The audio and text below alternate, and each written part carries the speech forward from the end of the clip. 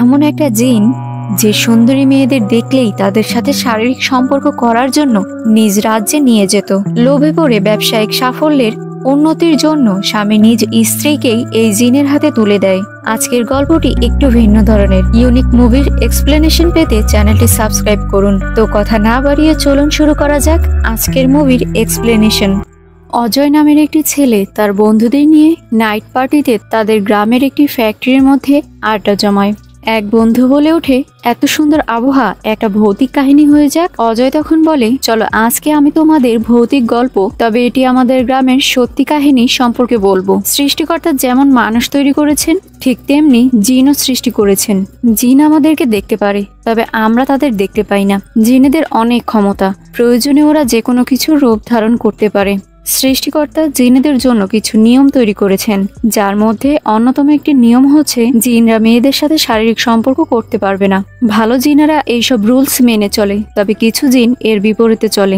এই সকল খারাপ জিনগুলো একাকিত্বতার সুযোগ নেয়।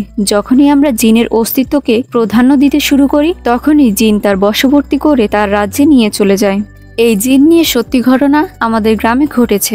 গ্রামের পাশেই একটা পটাকার ফ্যাক্টরি ছিল। ইনি হচ্ছেন ফ্যাক্টরির মালিক। ইনি একটি অন্ধকার রুমে বসে আছেন। মূলত এসব ফ্যাক্টরিতে ইলেকট্রনিক লাইন থাকলে আগুন ধরার সম্ভাবনা বেশি থাকে, তাই এই ধরনের ফ্যাক্টরিতে যত ইলেকট্রনিক্স এর ব্যবহার কম থাকবে ততই ভালো। এমন সময় তার এক কর্মচারী তাকে ডেকে বলে, আপনার ছেলে বালাচন্দ্র দেখা করতে এসেছে আপনার সাথে। ব্যক্তিটি তার ছেলের কাছে গেলে বালাচন্দ্র তার হাতে একটি চিঠি ধরিয়ে দেয়। চিঠিটা পড়ে লোকটি বুঝতে পারে তার স্ত্রী তাদের রেখে পালিয়ে গিয়েছে। সেই গ্রামের নিয়ম ছিল একের অধিক বিয়ে করা যাবে না। যদি কোনো ব্যক্তি একের অধিক বিবাহ করে তাহলে তাকে গ্রামের বাইরে ঘর বাঁধতে হবে। তাই তিনি 1 বছরের মধ্যেই আরেকটি বিয়ে করে গ্রামের বাইরে সেই স্ত্রীকে নিয়ে থাকতেন। আর সময়ের সাথে সাথে বালাচন্দ্র নিজের বাবার ফ্যাক্টরির সব দায়িত্ব নিজের হাতে তুলে নিল। বালাচন্দ্র সবসময় মেয়েদের থেকে দূরেই থাকতো। তার মা তাকে ছোটবেলায় একা রেখে পালিয়ে যাওয়ার কারণে সে মনে করত সব মেয়েরাই হয়তো এরকম। সে বিয়ে করতে না চাইলে তার বাবা জোর করে একটি মেয়ের সাথে বিয়ে দেয়। মেয়েটির নাম আলাগিনী। সে ছিল অসম্ভব সুন্দরী। মেয়েটির রূপ দেখে পাড়া প্রতিবেশী সকলেই প্রশংসা করছিল। তবে এত সুন্দর বউ দেখেও আমাদের বালাচন্দ্রের মন নরম হয়নি। সে বাসর রাতেই আলাগিনীকে বলে, বিয়েটা হয়েছে আমার বাবার জোর করার জন্য। আমি জানি না কখনো তোমাকে আমি স্ত্রীর মর্যাদা দিতে পারবো কিনা। এই বলেই বালাচন্দ্র বালিশ নিয়ে বারান্দার মেঝেতে শুয়ে পড়ে। সকালবেলা আলাগিনী নিজের যাবতীয় কাজকর্ম সেরে তার স্বামীকে ডাকতে থাকে। বালাচন্দ্র রেগেই বলে ওঠে, কি হয়েছে? আলাগিনী বলে, ফ্যাক্টরি যাওয়ার সময় পার হয়ে যাচ্ছে, এর জন্য আপনাকে ডাক দিলাম। বালাচন্দ্র বলে, ঠিক আছে তুমি যাও। আলাগিনী খাবার টেবিলে খাবার পরিবেশনের জন্য সবকিছু প্রস্তুত করে রাখছিল। বালাচন্দ্র ফ্যাক্টরির উদ্দেশ্যে রওনা করবে, ঠিক সেই মুহূর্তে আলাগিনী বলে, শুনুন কিছু একটা খেয়ে যান। বালাচন্দ্র বলে, আমার ক্ষুধা লাগেনি। আর হ্যাঁ, আমাকে কখনো শুনুন বলবে না, তুমি আমাকে বালা বলে ডাকবে। আলাগিনীর মনটা প্রচুর খারাপ হয়ে যায়। এরপর ফ্যাক্টরিতে বালাচন্দ্র হিসাব করার সময় হঠাৎ পেছনে খেয়াল করে অদ্ভুত কণ্ঠস্বরে যোগফল সঠিক উত্তর ৭৮৬০ কে বলে ওঠে। ক্ষণিকের জন্য বালাচন্দ্র থমকে ওঠে। তার সামনে লাইট অফ অন হচ্ছিল। পরক্ষণে এইভাবে এটা হয়তো তার মনের ভুল। সে যোগ করতে থাকে, তবে দেখা যায় যোগফল ৭৮৬০ই হয়। এর মধ্যেই আবারও সেই অদ্ভুত কণ্ঠস্বর বলে ওঠে, আমি তোমাকে এই উত্তরটাই বলেছিলাম। বালা কিছুক্ষণ চুপ থেকে মনে মনে ভাবে এটা হয়তো তার কাজের প্রেশারের জন্য এমনটা হচ্ছে তার সাথে। তাই সে চেয়ার থেকে উঠে চলে যেতে চাইলে তখন সেই অদ্ভুত কণ্ঠস্বর অর্থাৎ জিন বলতে শুরু করে, তোমার কি মনে হচ্ছে এসব স্বপ্ন? তবে না, এটা বাস্তব, আমি তোমাকে প্রমাণ দিচ্ছি। 5 বছর আগে ফ্যাক্টরিতে 10,000 রুপিস পাওয়া যাচ্ছিল না। তুমি বলেছিলে ব্যাম্বো নামের কর্মচারী এই টাকা চুরি করেছে। তোমার বাবা তোমার কথাতে ব্যাম্বোকে চাকরি থেকে বরখাস্ত করেছিল, কিন্তু তুমি জানো এই টাকাটা সম্পূর্ণ তুমি নিয়েছিলে, কেননা আগের দিন রাত্রে তুমি বন্ধুদের সাথে এই টাকা জুয়ায় হেরে গিয়েছিলে। বালাচন্দ্র বলে, আপনি এ কথা কিভাবে জানলেন? জিন বলে ওঠে, আমার পরিচয় তোমার জানা জরুরি নয়, তবে আমার দ্বারা তোমার কি কি উপকার হতে পারে সেটা নিয়ে তুমি চিন্তা করো। বালাচন্দ্র কথা না বাড়িয়ে সেখান থেকে বেরিয়ে আসে। তখন দেখা যায় বালাচন্দ্র এই সম্পূর্ণ ঘটনা তার বাবাকে বলছে। তবে তার বাবা এই বিষয়টা বিশ্বাস না করে তার উপর উল্টো রেগে গিয়ে বলে, এসব অজুহাত আমার কাছে চলবে না। যদি ফ্যাক্টরি না চালাতে পারো তাহলে সরাসরি আমাকে বলো, তোমার যোগ্যতা নেই ফ্যাক্টরি চালানোর। রাগ করে তখন বালাচন্দ্র সেখান থেকে চলে যায়। রাতের বেলা বালাচন্দ্র ঘরে ফিরলে আলাগিনী যথাসম্ভব চেষ্টা করে তার স্বামীর সেবা করতে, তবে বালাচন্দ্র সবকিছুতেই অ্যাভয়েড করে যাচ্ছিল। রাতে ঘুমানোর পর বালাচন্দ্রের পাশে অদ্ভুত সব আওয়াজ হচ্ছিল। তার শরীর থেকে কম্বল সরে যাচ্ছিল। সে ঘুম ভেঙে উঠে দেখে কম্বল তো তার পাশেই ভাঁজ দেওয়া অবস্থায় রয়েছে। সে আবারও কম্বল গায়ে দিয়ে শুয়ে পড়ে, তবে নানা আওয়াজে এবং আতঙ্কের ফলে তার ঘুম হচ্ছিল না। তখনই আলাগিনী তার কাছে আসে এবং তাকে পানি দেয়। বালাচন্দ্র পানি পান করে। এরপর আলাগিনী তার শাড়ির আঁচল দিয়ে নিজ স্বামীর মুখমণ্ডল মুছে দেয়। বালাচন্দ্র এতদিনে তার সুন্দরী বউয়ের প্রতি কিছুটা নরম হয়ে যায়, আর দেখা যায় তারা দুজনে একান্ত সময় পার করে। বালাচন্দ্র আলাগিনীকে বলে, ছোটবেলা থেকেই আমি ভয়ঙ্কর সব স্বপ্ন দেখতাম, তবে ঘুম ভাঙলে দেখতে পেতাম আমার মা আমার পাশেই আছে এবং তিনি আমাকে আগলে ধরে ঘুমিয়ে আছেন। তবে একদিন ঘুম ভাঙলে আমি আমার মাকে পাশে পাইনি। কাউকে বুঝতে না দিলেও নিজের ভেতরে ভয় পেয়েছিলাম। বড় হওয়ার সাথে সাথে এই ভয় আমার রাগে পরিণত হয়েছিল, যার জন্য আমি কাউকে আমার আশেপাশেও ঘেঁষতে দিতাম না। বালাচন্দ্র বলে, আমার মায়ের ভুলের জন্য তোমাকে সাজা দিয়েছি, তুমি আমাকে ক্ষমা করে দাও। আলাগিনী উত্তরে বলে, কোনো সমস্যা নেই। এরপর ধীরে ধীরে তাদের মধ্যে সম্পর্কের গভীরতা আরো বাড়তে থাকে। তাদের ভালোবাসা আরো গভীর হয়। একদিন দুপুরে আলাগিনী বালাচন্দ্রের জন্য খাবার নিয়ে আসে ফ্যাক্টরিতে। আলাগিনী খাবার বেড়ে দিচ্ছিল, বালাচন্দ্র খাবার খাচ্ছিল। ঠিক তখনই লাইটটি আবারও অন অফ হতে থাকে। ক্ষণিকের জন্য আলাগিনী লাইটের দিকে একভাবে তাকিয়েছিল। বালাচন্দ্র তখন তাকে ডাক দিয়ে বলে খাবার সার্ভ করতে। সে খাবার সার্ভ করা শুরু করে, তবে দেখা যায় সেই জিনের নজর আলাগিনের উপর পড়েছে, কিন্তু তার গলায় মঙ্গলসূত্র থাকায় জিন আলাগিনীকে নিজের করে নিতে পারছিল না। যাই হোক, আলাগিনীকে গাড়িতে উঠিয়ে দিয়ে নিজের চেম্বারে আবারও বালাচন্দ্র বসে। বর্তমানে ফ্যাক্টরির অবস্থা খুবই খারাপ ছিল। বালাচন্দ্র তার ব্যবসায়িক খাতাপত্র দেখছিল। তখনই সেই জিন আবারও বলতে শুরু করে, তোমার বাবার তোমার উপর কোনো ভরসা নেই, তবে তুমি চাইলে তোমার বাবার থেকেও কয়েক গুণ বেশি লাভবান ব্যবসার ক্ষেত্রে হতে পারো। বালাচন্দ্র বলে, এটা কিভাবে সম্ভব? তুমি করে দেবে এটা? জিন বলে, হ্যাঁ আমি করে দেব, তবে এর বদলে আমার জন্য একটা কাজ করতে হবে। বালাচন্দ্র বলে, আমি জানি তুমি শুধু শুধু কোনো কাজ তো করবে না, নিশ্চয়ই এর পেছনে তোমার কোনো না কোনো উদ্দেশ্য আছে, বলো কি চাও? জিন বলে, তোমার স্ত্রীর শরীরের কয়েক ফোঁটা রক্ত। বালাচন্দ্র এ কথা শুনে রেগে যায়, আর চলে যেতে চাইলেই জিন বলে ওঠে, একটা মিনিট ভেবে দেখো, আমি কি তোমাকে ভয় দেখাচ্ছি কিংবা জোর করছি? অথবা কাউকে তো আমি খুন করতেও বলিনি, শুধুমাত্র কয়েক ফোঁটা রক্ত, যার কারণে খুব বড় বিপদ তো হবে না কারো। খুব সহজ একটা কাজ, এটা করলেই ধন দৌলত টাকা পয়সার তোমার কোনো অভাব হবে না। এ কথা শুনে বালাচন্দ্র সেখান থেকে চলে যায়, আর সারাদিন এ বিষয় নিয়ে ভাবতে থাকে।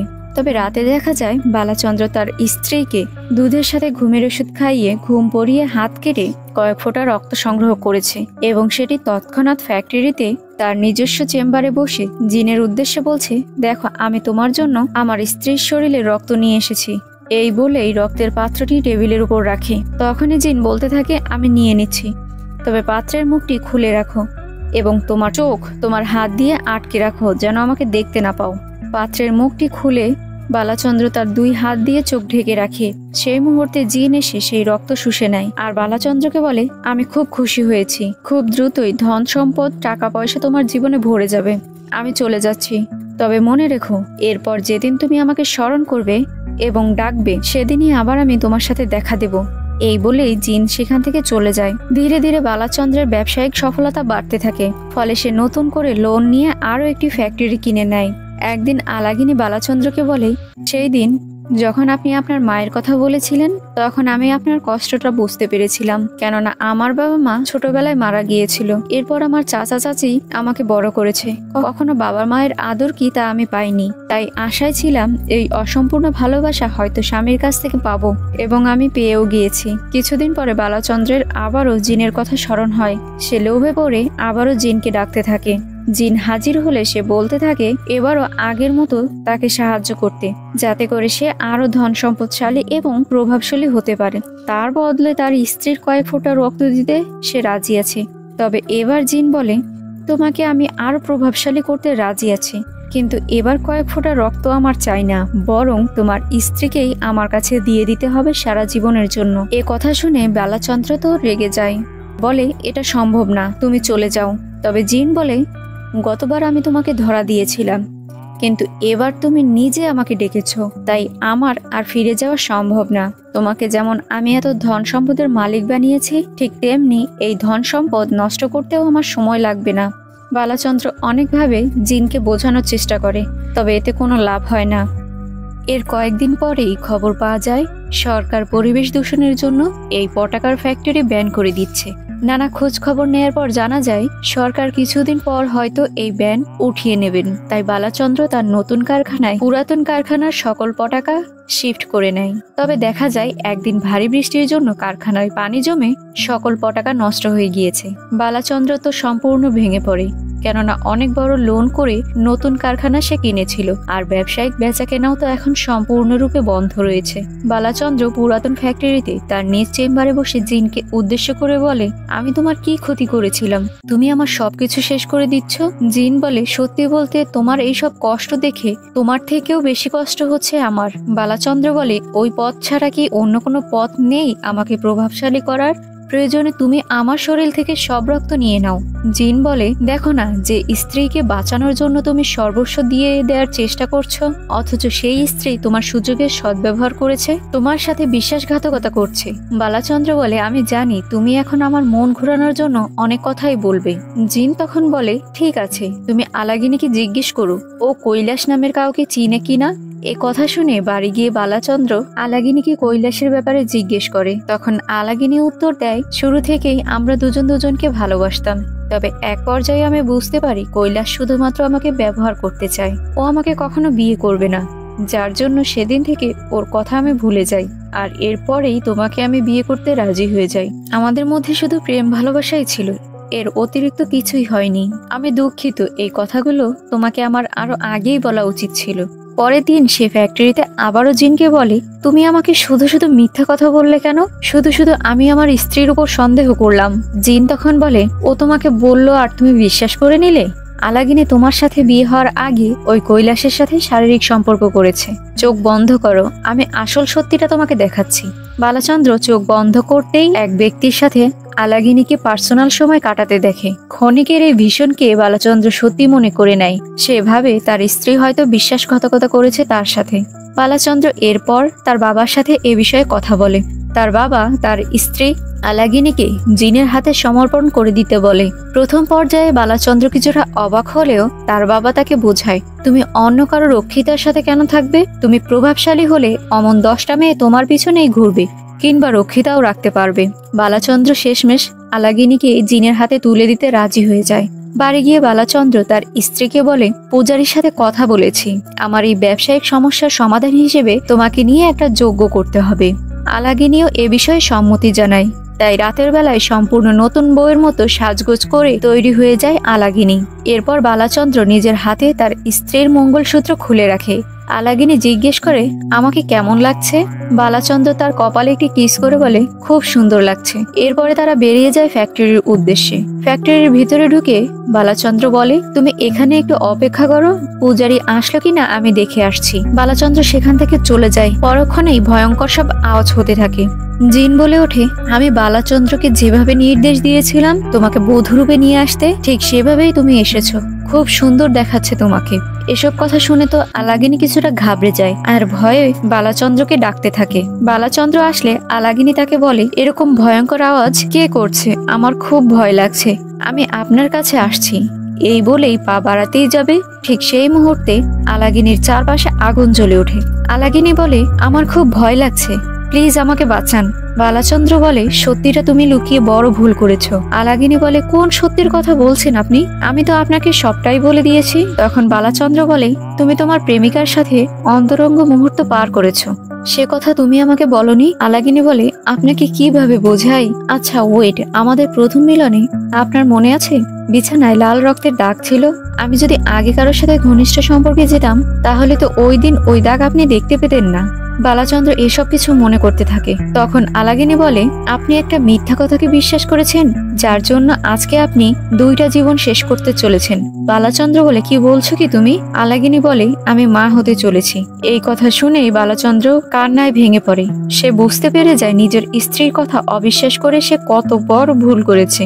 দুই হাত জোর করে আলাগিনীর কাছে ক্ষমা চায় আর জিনকে বলে, আমার স্ত্রীকে তুমি ছেড়ে দাও। তবে নিমিষের মধ্যে বালাচন্দ্রের চোখের সামনেই জিন এসে আলাগিনীকে নিয়ে চলে যায়। চোখের সামনে এসব কাহিনী দেখে সম্পূর্ণরূপে বালাচন্দ্র ভেঙে পড়ে। এরপর বালাচন্দ্র তার বাবার কাছে যায়। তার বাবা তাকে জিজ্ঞেস করে, কাজ হয়েছে? বালাচন্দ্র উত্তরে হ্যাঁ বলে। তার বাবা তখন বলে, হলদি পানিতে গোসল করে নাও, সব অপবিত্র ধুয়ে যাবে। তখন তার বাবার কাছে এসে বালিশ দিয়ে তার বাবার মুখ চেপে ধরে আর বলতে থাকে, বাবা মা সঠিক পথ দেখায় সন্তানদের, আর আপনি আমাকে ভুল কাজের নির্দেশ দিয়েছেন। আমার মা কোথাও পালিয়ে যায়নি, আমার মাকেও আপনি ওই জিনের হাতেই তুলে দিয়েছেন। কিছুক্ষণের মধ্যেই বালাচন্দ্রের বাবা মারা যায়। বালাচন্দ্র বাড়ি ফিরে আসে, কিন্তু বাড়িতে তার স্ত্রীর সাথে কাটানো সুন্দর মুহূর্তের কথা মনে পড়তে থাকে। এক পর্যায়ে সে এসব কষ্ট সহ্য করতে না পেরে সেই ফ্যাক্টরির ভিতরে গিয়ে ওই রুমেই আত্মহত্যা করে। সিন বর্তমানে চলে আসে বন্ধুদের কাছে, যেখানে এক বন্ধু বলছে, আরে দূর, এসব কাহিনী তো মন গড়া হয়। গ্রামবাসীরা এসব কাহিনীকে জিনের সাথে মিলিয়ে গল্প বানিয়েছে। এমনিতে সে ফ্যাক্টরিটা কোথায়? অপর বন্ধু বলে, এটাই সেই ফ্যাক্টরি। এ কথা শুনে ভয় এক বন্ধু হাঁটা দেয়। তবে তখনই সেখানকার লাইট অফ অন হতে থাকে। সকলে লাইট চালানোর চেষ্টা করলে লাইট জ্বলে না। পরক্ষণেই রুমের লাইট অফ হয়ে যায়। তখন সে বন্ধু বলে ওঠে, আরে ভাই, আমার পিছনে মনে হচ্ছে কেউ একজন আছে। ঠিক সেই মুহূর্তে দেখা যায় সেখানে আলাগিনীর ভয়ঙ্কর রূপ দেখা যাচ্ছে। মুভির কাহিনী এখানেই শেষ হয়। সো ভিউয়ার্স, ভালো লাগলে লাইক, কমেন্ট, শেয়ার এবং সাবস্ক্রাইব করবেন। ধন্যবাদ।